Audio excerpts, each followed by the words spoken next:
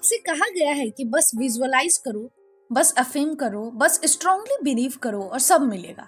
Car manifest करो तो car मिलेगा, सोलमेट मैनिफेस्ट करो, करोड़ों रुपया मैनिफेस्ट करो। लेकिन अगर इतना इजी होता तो आप अब तक क्यों इंतजार कर रहे हैं? आपने अफर्मेशन किए, लिस्ट लिखी, यूनिवर्स से प्रार्थना की, लेकिन शांति की जगह जलन महसूस हुई, नतीजों की जगह धोखा महसूस हुआ। यहीं पर मेजॉरिटी ऑफ लोग हार मान जाते हैं और कहते हैं कि मैनिफेस्टेशन काम ही नहीं करता है। लेकिन असली प्रॉब्लम मैनिफेस्टेशन में नहीं है, प्रॉब्लम है उसकी रियल मीनिंग को ना समझना। आपने सुना होगा मैनिफेस्ट करो और पालो, मैनिफेस्ट करो और अदृश्य चीजें भी तुम्हारे पास आ जाएगी। ये सब सुनने में बहुत मैजिकल लगता है, लेकिन ट्रूथ ये है कि ऐसे शॉर्टकट्स होते ही नहीं हैं। ये आपको फेथ नहीं देते हैं, ये सिर्फ उम्मीद बेचते हैं। और जब वो उम्मीद पूरी नहीं होती है तो आप सिर्फ पैसे ही नहीं, खुद पर ट्रस्ट भी खो देते हैं। भगवत गीता इस इल्यूजन को तोड़ता है और एक गहरी रियलिटी आपके सामने रखती है।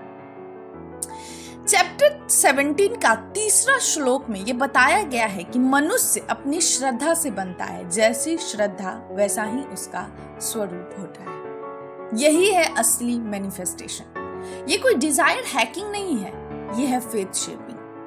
अगर आपकी श्रद्धा राजसिक है ना, बेचैन, ग्रीडी, कंपैरिजन से ड्रिवन, तो आप मैनिफेस्ट करोगे सिर्फ थकान और खालीपन। अगर आपकी श्रद्धा तामसिक है, लेजी, केयरलेस, ब्लाइंड, तो आप मैनिफेस्ट करोगे अव्यवस्था, कंफ्यूजन और कभी कभी सेल्फ डिस्ट्रक्शन। लेकिन अगर आपकी श्रद्धा सात्विक है, यानी कि प्योर, स्टेबल, क्लैरिटी और धर्म में रूटेड, तो आप मैनिफेस्ट करोगे ग्रोथ, पीस और पर्पस।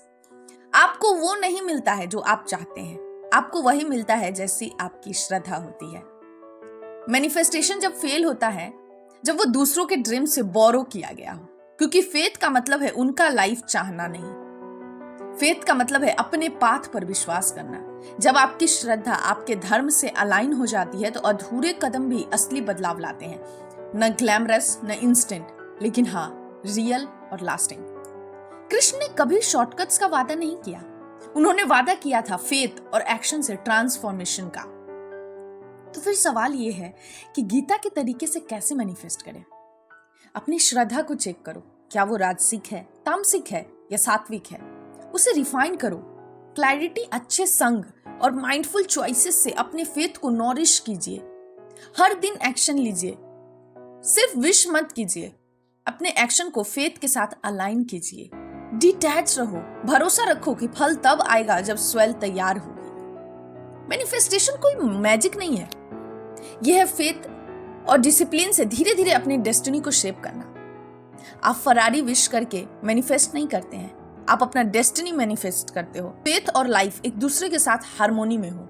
अगर आपकी श्रद्धा शैलो है तो आपका लाइफ भी शैलो होगा। लेकिन अगर आपकी श्रद्धा सात्विक है, क्लैरिटी से भरी हुई है और धर्म में रूटेड है, तो आपका अस्तित्व ही मैनिफेस्टेशन बन जाता है। जैसे कृष्ण जी ने कहा है, मनुष्य अपनी श्रद्धा से बनता है, जैसी श्रद्धा वैसे ही उसका स्वरूप बन जाता है। तो अगली बार जब कोई कहे आपसे मैनिफेस्ट करो, जो चाहो वो पाओ, तो कृष्ण के वर्ड्स याद रखना। मनुष्य अपनी श्रद्धा से बनता है, जैसी श्रद्धा होती है वैसे ही उसका स्वरूप होता है। मैनिफेस्टेशन का मतलब चेज करना नहीं है, इसका मतलब है बनना। मैनिफेस्टेशन का मतलब यूनिवर्स को अपनी इच्छा के अकॉर्डिंग बेंड करना नहीं है, इसका मतलब है कि अपनी श्रद्धा को इतना शेप कीजिए कि वो आपको शेप कर दे। तो एक पल पॉज लेकर के खुद से पूछिए, आज मैं किस श्रद्धा के साथ जी रहा हूं? क्योंकि जैसी तुम्हारी श्रद्धा होगी ना, वैसे ही तुम्हारा स्वरूप होगा।